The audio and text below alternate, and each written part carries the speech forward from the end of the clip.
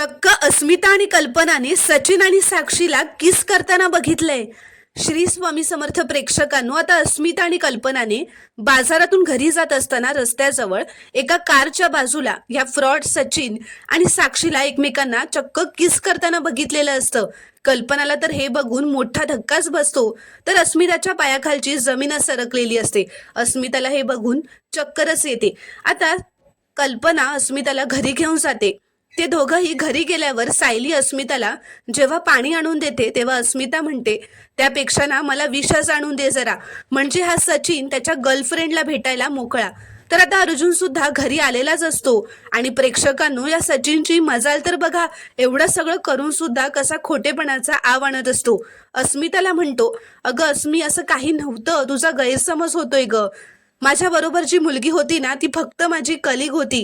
तर आता हे ऐकून अर्जुनच्या पायाची कळ मस्तकात जाते.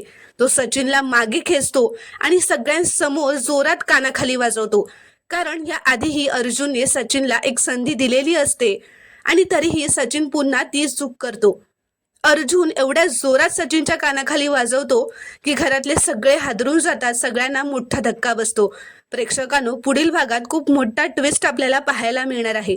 त्यामुळे चॅनलला अजूनही सबस्क्राईब केलं नसेल तर प्लीज सबस्क्राईब करा आणि व्हिडिओला एक लाईक नक्की करा.